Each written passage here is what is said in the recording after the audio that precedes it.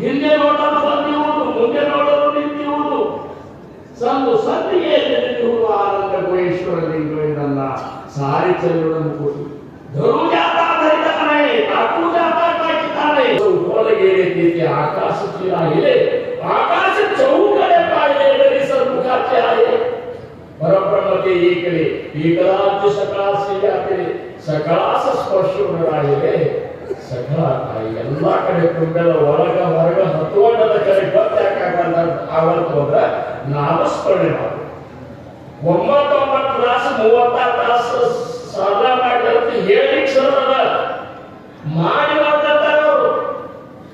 ಒಂದು ತಾಸು ಕುಡ್ಲಿಕ್ಕೆ ಆಗತ್ತ ನಮಗ 36 ತಾಸದ ಮಾತು ಮಾತಾಡ್ತೇವೆ. ಮಹಾರಾಜ ಅಂತಾರ ಏನಂತ ಇದು ಅಂತಾರು. ಇದೇನು ಕಲಿಯುಗದ ಪ್ರಭಾವ, ಸಂಘದ ಪ್ರಭಾವ, ಬರೀ ಕೇವಲ ಮಾತುಗಳ ಬ್ರಹ್ಮಜ್ಞಾನ ಪರಿಸ್ಥಿತಿದ್ದಾರೋ ಅಂತ. ಮಾತುಗಳೇ ಬ್ರಹ್ಮಜ್ಞಾನ, ಬಾಯಿಲೆ ಬ್ರಹ್ಮೋ ಬ್ರಹ್ಮದಲ್ಲಿ ಏನು ವಿಷಯ ಅಂತಾರು. ಅದ್ವೈತದ ರೂಪಣೆಯಾಗಾದ ಹೋಗ್ತಾ ಪರಿವಿಷಯ ರೋಲಂಗತ ಐಶ್ವರ್ಯ ಗುರುತಿ ಸಾರ್ಥಕತ ಹೋರಾಟ. ಎಷ್ಟು ನಿಷ್ಠುರವಾದಂತಹ ಮಾತುಗಳನ್ನು ಸಮರ್ಥ ಹೇಳ್ತಾರೆ, ಓದಬೇಕಲ್ಲ. ಮನಾಚರಿಸಬೇಕು ಹೇಳ್ತಾ ಇರೋದು 205 ಶ್ಲೋಕಗಳು ಒಳಗೊಂಡಂತಹ ಮನಾಚರಿಸಾಧ್ಯ ಶ್ಲೋಕ ಮನೋಬೋಧ. ಮನಸ್ಸಿಗೆ ಬೋಧ ಮಾಡಾಟ ನಾವು ಏನು ಬದಲಾವಣೆ ಆಗಲಿಕ್ಕೆ ಸಾಧ್ಯ ಹೇಳ್ಬೋದು. ಯಾರು ಹೇಳಿದ್ರು ಬದಲಾವಣೆ ಆಗೋದಿಲ್ಲ. ತಂದೆ ಹೇಳಿದ್ದಕ್ಕೆ ಮಕ್ಕಳ ಬದಲಾವಣೆ ಆಗೋದು. ಈಗ ನಾವು ನೀವು ಹೇಳಿದ್ರೆ ಯಾರು ಬದಲಾಗ್ತಾರ? ಬದಲಾಗಬೇಕನ್ನುವಂತ ಸುಕೃತ ಕೂಡಿ ಬಂತು ಅಂದ್ರೆ ತಾನು ತನ್ನ ಮನಸ್ಸಿಗೆ ಹೇಳಿದ್ರೆ ಮಾತ್ರ ಬಂದ ಆಶ್ರಯದೊಳಗೆ ನಾವು ಬದುಕಲಿಕ್ಕೇವು. ಮನಿ ಸಾಧಕರ ಮನಿ ಮಟ್ಟದ ಗತೆ ಕಾಣಿಸ್ಬೇಕು. ಇಲ್ಲಿ ಬಂದಾಗಷ್ಟೇ ನಾವು ಸಂತಗತೆ ಆಗಿರಬಾರ್ದು.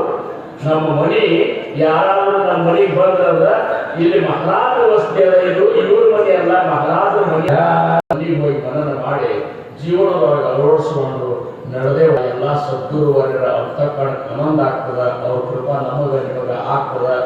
ಏನನ್ನ ನಾವು ಗುರಿ ಇಟ್ಕೊಂಡು ಈ ಮಾರ್ಗದಾಗ ಬರ್ತೀವಲ್ಲ, ಆ ಮೋಕ್ಷ ಅನ್ನುವಂಥದ್ದು ನಮಗ ನಿಮಗ ಪ್ರಾಪ್ತ ಆಗ್ತದೆ ಅಂತ ಹೇಳ್ಕೊತಾರ.